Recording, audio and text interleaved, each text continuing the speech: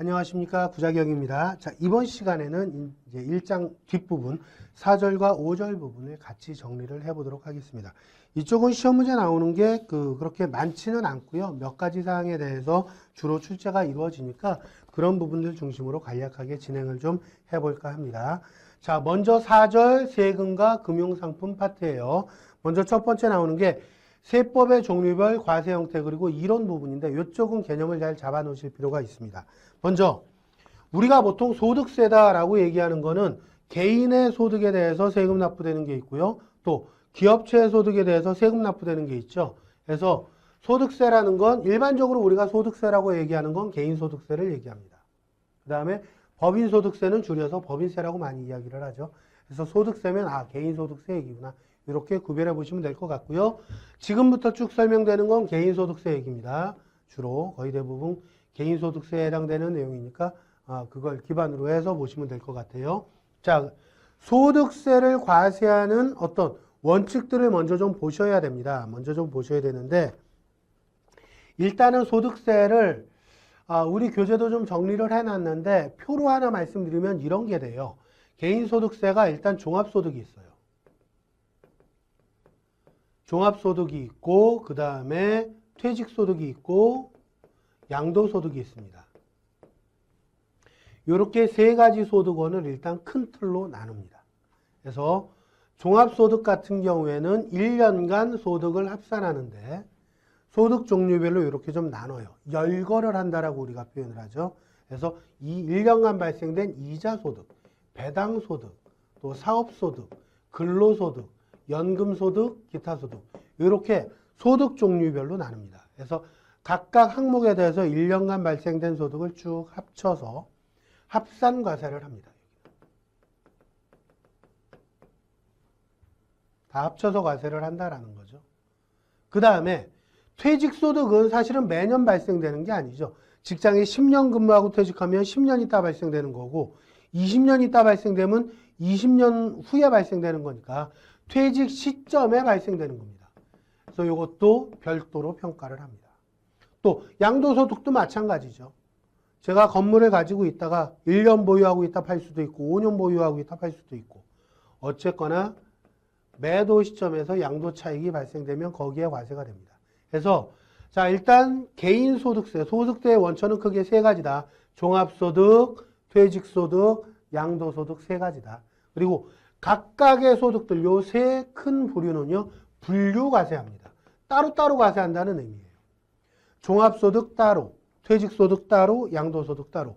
만약에 특정 연도에 회사를 퇴직해서 종합소득과 퇴직소득이 같이 발생됐다 해도 요거 과세 따로 하고 퇴직소득 과세 따로 하는 겁니다. 이게 분류과세의 개념이에요.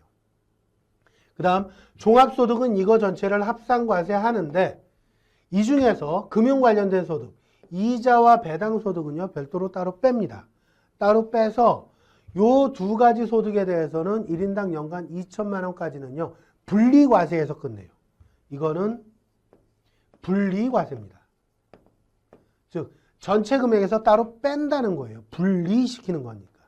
그래서 2천만 원을 넘는 부분은 합산해서 과세를 하되 2천만 원까지는 따로 뺀다 이런 의미로 이해하시면 될 것 같습니다. 요게 개인소득세의 기본 개념이에요. 요 개념을 먼저 이해해 주시면 자 기본적으로 소득세는 열거주의다. 이렇게 다 소득 원천들을 열거했다라고 해서 열거주의 과세를 한다라고 표현하는 겁니다. 명칭을 그렇게 이해해 주시면 돼요. 그래서 종합소득은 열거주의가 적용되는데 요 종류 6개가 이자, 배당, 사업, 근로, 연금, 기타소득. 복권 당첨되는 거 여기에 해당됩니다. 그래서 이 6가지 소득들을 소득 원천별로 이자는 이자, 배당은 배당, 근로는 근로 이렇게 따로따로 1년간의 금액을 합산합니다. 계산하고 그 다음에 전체 금액을 합산합니다. 종합과세하니까. 그러니까 따로따로 과세하는 게 아니라는 거예요. 물론 원천징수되는 경우도 있지만 어쨌거나 1년간 발생된 이 소득들을 다 합산해서 과세를 합니다. 그 다음에 종합소득과 이러한 종합소득과 퇴직소득과 양도소득은 소득 원천이 서로 다르다. 이렇게 다르다라고 보는 거예요. 그래서 셋은 분류과세를 합니다. 같은 연도에 세 가지가 동시에 발생됐다 해서 합산하는 게 아니라 얘 따로 계산하고 얘 따로 계산하고 얘 따로 계산하는 거예요. 따로따로 다 계산을 하는 겁니다. 이걸 분류과세라고 표현을 해요. 그 다음에 금융소득 관련해서 종합소득에 있는 요 이자 배당소득 얘기죠. 금융소득 관련해서는요. 1인당 2천만 원 이하는 분리과세에서 끝냅니다. 여기는 분리예요. 분류가 아니라. 얘는 소득을 이렇게 나눈다는 의미고요. 얘는 따로 뺀다는 의미예요. 명칭을 잘 보셔야 됩니다. 분리해서 과세를 합니다. 15.4% 원천 징수하는 거죠. 그 다음에 2천만 원을 넘게 되면 그때는 여기와 전체 합쳐가지고 합산과세를 하는 거예요. 요건 아마 실무적으로 여러분들이 많이 들어보셨으니까 어렵지 않으실 거라고 봅니다. 그래서 분리과세라는 용어, 분류과세라는 용어는 여러분들이 잘 개념을 잡아주시면 좋을 것 같아요. 단 금융소득에서 비과세, 분리과세 대상이 되는 소득은 따로 빼야겠죠. 이건 뭐 합산과세 대상이 아닌 거니까. 그 다음 법인세 같은 경우에는 어떻게 과세하느냐. 이렇게 열거하지 않아요. 그냥 법인의 자산이 증가했네? 그러면 법인세 그냥 과세하는 겁니다. 순자산 증가설이에요. 그러니까 법인의 자산이 증가했느냐 아니냐. 증가했으면 그 금액에 대해서 과세하는 겁니다. 뭐 증가하는 이유는 여러 가지가 있을 수 있겠죠. 회사가 기업 활동을 열심히 해서 수익이 날 수도 있고 뭐 다른 여러 가지 보험금을 받을 수도 있고요. 예. 그래서 여러 가지 어쨌거나 회사에 늘어난 자산만큼 과세를 하는 게 법인세고요. 상속세하고 증여세가 있습니다. 사망하고 재산 물려주면 상속, 살아서 재산 물려주면 증여 이렇게 되는데 세율은 같아요. 그리고 기본적으로 적용되는 어떤 과세 체계는 거의 동일합니다. 근데 이제 그 공제되는 금액 같은 게 조금 차이가 있을 뿐이죠. 자, 그럴 때 상속 증여세 같은 경우에는요. 완전 포괄주의 과세 체계를 갖습니다. 그래서 어떤 형태가 됐든지 간에 사망하고 재산이 넘어갔다면 상속세 과세하는 거고요. 항목이 뭐든 상관없다라는 거예요. 살아서 재산을 물려줬으면 증여세 과세를 하겠다라는 겁니다. 사실은 과거에도 이 부분은 열거주의였었는데 하도 빠져나가는 게 많다 보니까 포괄주의로 바꿔버린 거예요. 그래서 포괄주의 과세로 바뀌어버렸다는 얘기는 본인이 세금 과세를 당하지 않으려면 상속이 아닙니다. 증여가 아닙니다라는 걸 본인이 확인시켜줘야 됩니다. 그거 확인을 못 시키면 그대로 세금 부과하겠다라는 거예요. 그런 취지로 봐주시면 될 것 같고요. 자, 이번엔 과표에 적용되는 세율 부분을 살펴볼 건데요. 자, 이 부분은 대략적으로 여러분들이 훑어만 보셔도 될 것 같아요.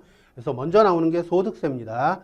개인소득세 같은 경우에는 과세 표준이 얼마냐 해서 1,400 이하냐, 5,000 이하냐, 8,800, 1억 5천, 3억, 5억, 10억, 그 다음에 10억 초과냐 이렇게 구간을 나누게 되고요. 각 구간에 대해서 부과되는 세율은 1,500 이하는 6%, 그 다음 1,500 초과분, 그리고 5천만 원까지는 15%, 같은 방식으로 24%, 35%, 38%에서 최고 세율은 45%까지 현재 소득세는 부과하게 되어져 있습니다. 자, 이건 개인에게 부과되는 거고요. 회사 같은 경우에는 법인세가 부과가 되겠죠. 그래서 법인의 과세 표준이 2억 이하냐, 200억 이하냐, 또 3천억 이하냐, 3천억 초과냐에 따라서 적용되는 세율은 2억 이하는 9%, 또 요 초과분에 대해서는 19%, 또 초과분 21%에서 3천억 초과된 부분에 대해서는 최고 세율 24%가 적용되게 돼 있습니다. 마지막으로 상속 증여세예요. 무상으로 타인에게 재산을 이전해 줄 때 내가 사망했다면 상속세, 생존해 있다면 증여세가 과세가 되죠. 그래서 마찬가지 과세 표준이 1억 이하냐, 5억 이하냐, 10억 이하냐, 30억 이하냐, 30억 초과냐에 따라서 부과되는 세율은 10억 이하는 10%, 그 다음 요 초과분에 대해서 20%, 또 초과분 30%, 초과분 40%에서 30억을 초과한 과세 표준에 대해서는 최고 50%의 세금이 부과되는 게 상속 증여세입니다. 그 다음에 금융소득 관련해서 과세되는 게 비과세하고 분리과세되는 상품들이 있습니다. 요건 좀 정리를 해 놓으셔야 돼요.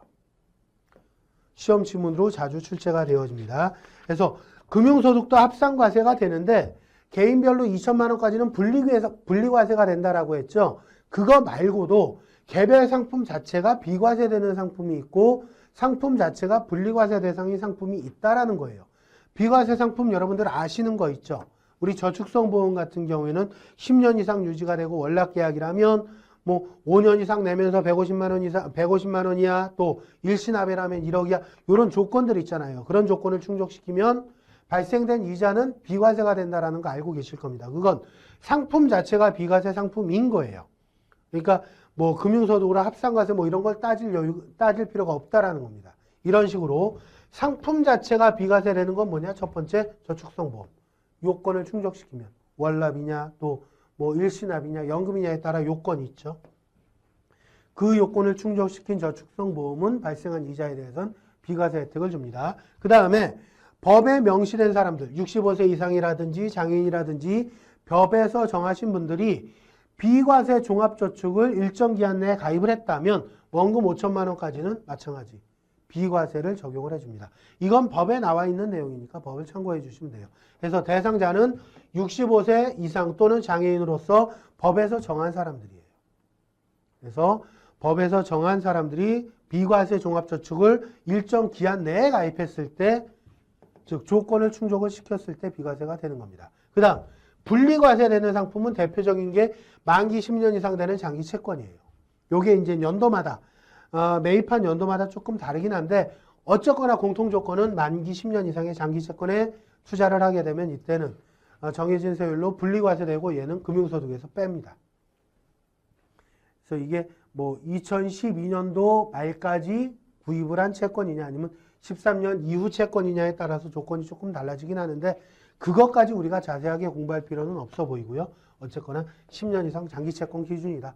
그 정도 보시면 될 것 같습니다. 그 다음 세금의 종합저축은 2014년도까지 판매가 된 상품이니까 이 상품을 가지고 있다면 이때도 마찬가지 우대세율로 분리과세되고 끝납니다. 합산과세되지 않는다라고 보시면 되겠고요. 그래서 금융소득 같은 경우에는 과세를 어떻게 하느냐. 그래서 금융소득 전체 합계를 놓고 봅니다. 그 중에서 비과세나 분리과세 되는 게 있는지를 봐요. 그래서 비과세 되는 거 먼저 빼고요. 금융소득에서 분리과세 대상인 상품, 장기채권 같은 거 뺍니다. 그리고 나서 나머지 금융소득에서 2천만 원을 또 빼야죠. 요건 분리과세 대상이니까. 그렇게 빼고 남는 금액은 종합소득으로 합산과세하는 겁니다. 요게 순서다라고 보시면 돼요. 우리 교재는 이렇게 박스로 소개되고 있는데 그냥 이 표로 이해하셔도 됩니다. 이렇게 정리하셔도 되겠고요.